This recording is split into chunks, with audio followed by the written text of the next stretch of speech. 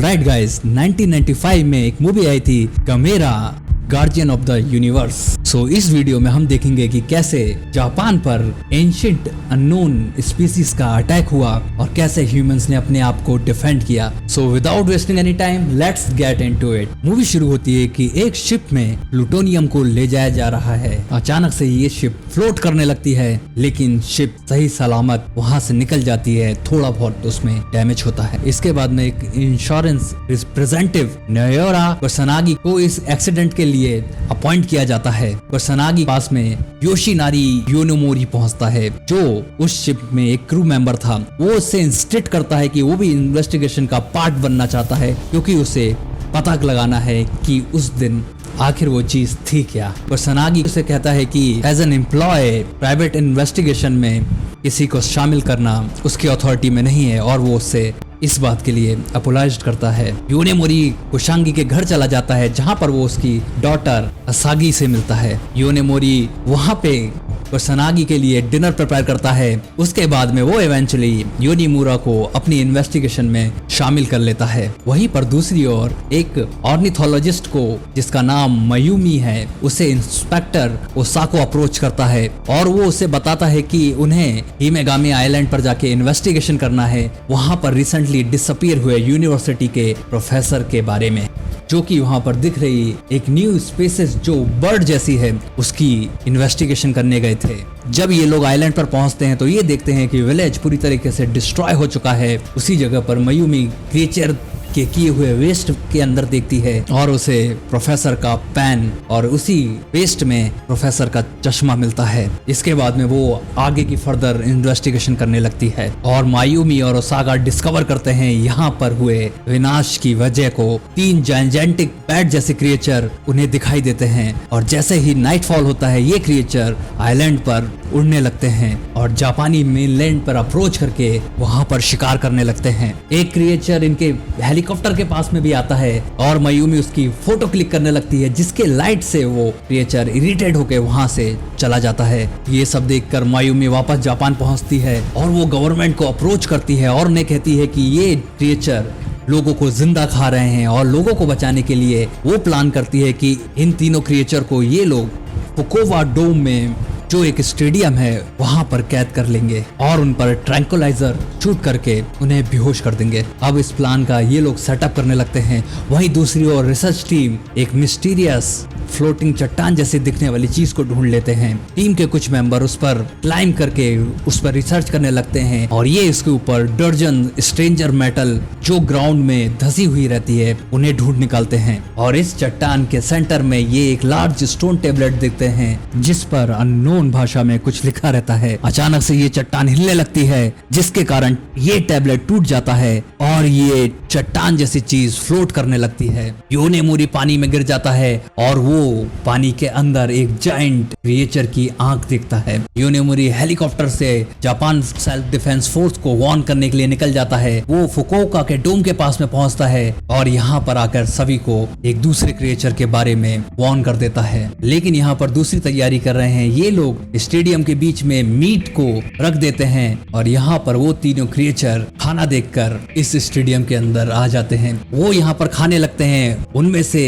एक क्रिएचर एक सोल्जर को देख लेता है और वो उसके पास में आने लगता है। ये लोग फायर कर देते हैं। स्टेडियम अभी पूरी तरीके से बंद नहीं हो पाया। एक क्रिएचर रियलाइज कर लेता है ये ट्रैप है और वहां से बाहर निकल जाता है और 2 क्रिएचर वहीं पर अनकॉन्शियस हो जाते हैं। जापान सेल्फ डिफेंस फोर्स जल्दी से इन्हें मेटल केज के अंदर बंद करने की कोशिश करती है और एक को बंद भी कर देती है। बाकी बचा क्रिएचर यहाँ से भागता है और वो ओपन ओशियन के पास में जैसे ही पहुंचता है, पानी में से एक और बड़ा सा मॉन्स्टर निकलता है। ये मॉन्स्टर दिखने में टर्टल जैसा है। ये उस क्रिएचर पर हमला करके उसे मार देता है। उसके बाद में ये मॉन्स्टर स्टेडियम के पास में अप्रोच करता है, जहां पर एक दूसरे क्रिएचर को पकड़ के रखा गया है और स्टेडियम तोड़ने लगता है। दूसरा क्रिएचर अपनी स्पेशल सोनिक पावर यूज करके केज के लोहे को काट देता है और वहां से सक्सेसफुली भागने में कामयाब हो जाता है। उसके पीछे ये दूसरा क्रिएचर भी उड़न तस्तरी जैसे उड़कर वहां से गायब हो जाता है। इसके बाद में कुशानागी के घर पर योनेमोरी इन्हें मिले उस मेटल की खोजबीन करते हैं। इसी के साथ में कुशानागी ये भी रिवील करता है कि इन्हें मिले उस टैबलेट में लिखी हुई चीजें एंशिएंट पैसिफिक आइलैंड सिविलाइजेशन जैसी थी और ये उसे सक्सेसफुली ट्रांसलेट कर लेते हैं और इससे इन्हें पता चलता है कि जो टर्टल जैसा क्रिएचर था उसका नाम गमेरा है और बाकी दूसरे क्रिएचर का नाम क्योस है। गमेरा शैडो ऑफ द इविल के खिलाफ आखिरी होप था। कुशानागा की डॉक्टर असागी कहती है कि ये लॉस्ट सिविलाइजेशन एटलांटिस जैसा है और कुशानागी कहता है कि पहले की खोई हुई सुपर एशियन सिविलाइजेशन ने वो टैबलेट छोड़ कर गए थे ताकि वो मॉडर्न डे के ह्यूमैनिटी को इन खतरों के बारे में बता सके। और ये लोग ये भी बिलीव करते हैं कि गमेरा को एटलांटियन सिविलाइजेशन ने बनाया था क्योंकि गमेरा के पास में जैसे उड़ने वाली शक्तियां हैं वो नेचुरली किसी जानवर में नहीं आ सकती। योनेमोरी असागी को इन्हें मिले मेटल का एक टुकड़ा दे देता है जो उसके हाथ में जाते से चमकने लगता है। कुशानागी कहता है कि ये गवर्नमेंट की प्रॉपर्टी है लेकिन योनेमोरी उसे कन्विंस कर देता है कि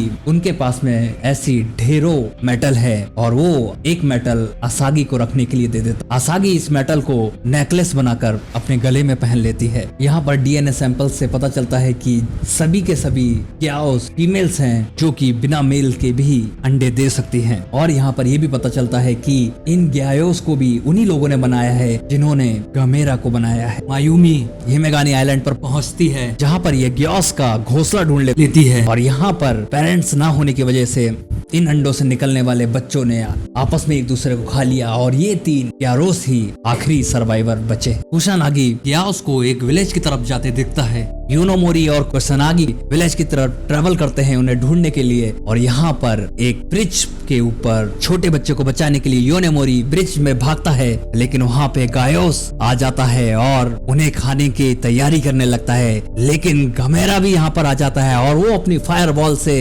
गायोस पर अटैक करता है और अपनी फायर बॉल की मदद से उसे मारने में कामयाब हो जाता है। लेकिन यहाँ पर दूसरा गायोस भी अपीयर हो जाता है जो अपनी सुपरसोनिक पावर से ब्रिज पर फायर करता है। गमेरा इसे अपने हाथ से ब्लॉक करता है। इसके बाद में ग्याओस वहां से चला जाता है और गमेरा उसका पीछा करता है। इस इंसिडेंट से कुशानागी और योनेमोरी को क्लियर हो जाता है कि गमेरा उनका दुश्मन नहीं है बल्कि ग्याओस ह्यूमैनिटी के लिए असली थ्रेट हैं। जापानी सेल्फ डिफेंस को अप्रूवल मिल जाता है कि वो गमेरा पर अटैक करें और ग्याओस को कैप्चर करें फर्दर स्टडी के लिए। कुशानागी गवर्नमेंट को वार्न करता है कि ग्याओस ही असली दुश्मन है गमेरा नहीं। लेकिन जापानी सेल्फ डिफेंस फोर्स गमेरा के ऊपर अटैक कर देते हैं और वो माउंट फ्यूजी के पास में गमेरा के ऊपर शूटिंग करने लगते हैं। असागी अपने आप को गमेरा से कनेक्टेड फील करने लगती है और वो भी माउंट फ्यूजी की तरफ पहुंच जाती है। यहाँ पर असागी देखती है कि गमेरा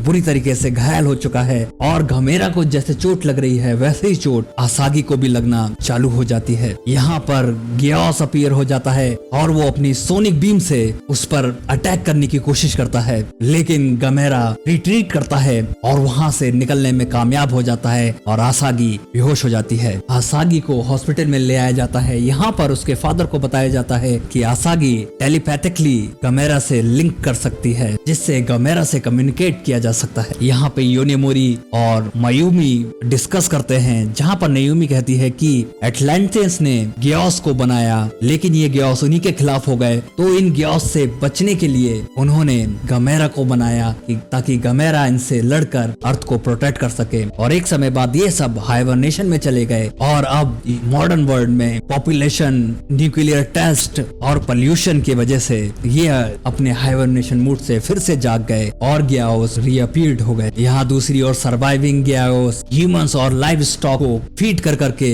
और ज्यादा ग्रो हो चुका है जिससे उसका आकार और बड़ा हो गया है और वो सुपर ग्याओस बन चुका है। सुपर ग्याओस टोक्यो में पहुंचता है और वहां पर ट्रेन्स पर अटैक करता है और पैसेंजर्स को खा जाता है। ग्याओस रात भर यहाँ पर हमला करता है और जैसे ही सनराइज होता है वो सो जाता है। Japan self defence force realise करती है कि सुपर गायरोस सनलाइट में कमजोर रहता है और वो प्लान करते हैं कि जब ये क्रिएचर सो रहा हो तभी उस पर पावरफुल मिसाइल से हमला कर दिया जाए जिससे ये खत्म हो जाए। लेकिन जब ये अटैक करते हैं तब मायूमी नोटिस करती है कि सुपर गियाओस ने अपनी आंखों के ऊपर एक शील्ड डेवलप कर ली है, जिसके कारण सुपर गियाओस वापस जाग जाता है और मिसाइल को ट्रैक कर लेता है और ये मिसाइल टोक्यो टावर में जाकर ब्लास्ट हो जाती है। सुपर गियाओस उसी टावर के ऊपर अपना घोंसला बनाने लगता है। दूसरी ओर गमेरा की इंजरी हील हो चुकी है और वो टोक्यो की तरफ वापस रुक करता है ताकि वो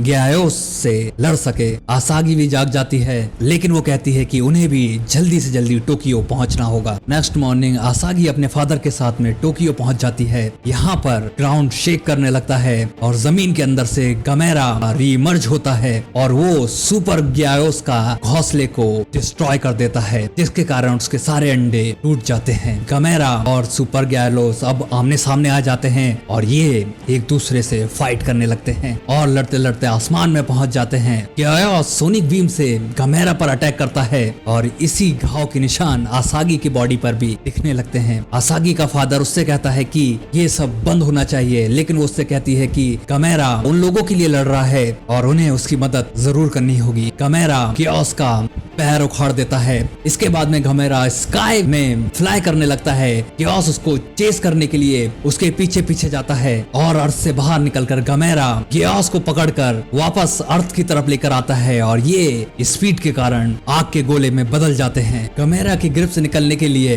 गियाओस अपनी सोनिक बीम से अपने पैर को ही बॉडी से हटा देता है और ये दोनों सीधे जमीन पर आके गिरते हैं और एक एक्सप्लोजन होता है। इस एक्सप्लोजन के सारे फायर को गमेरा ऑब्जर्व कर लेता है।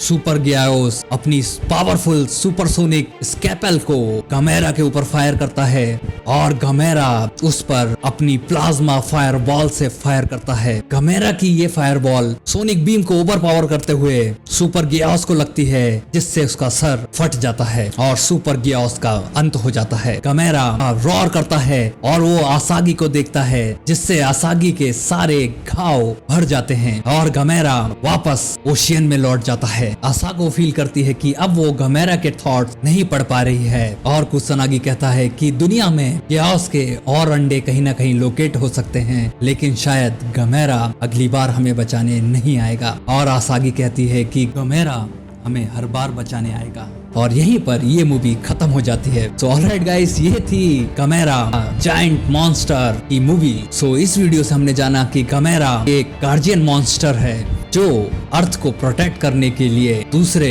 क्रिएचरों से लड़ जाता है और इस मूवी से हमने एक नए मॉन्स्टर के बारे में जाना। सो आप मुझे बताएं कि आपको ये वीडियो कैसा लगा, जल्दी से कमेंट करके। एंड फिलहाल इस वीडियो में इतना ही, मिलते हैं नेक्स्ट वीडियो में, जब तक के लिए टेक केयर।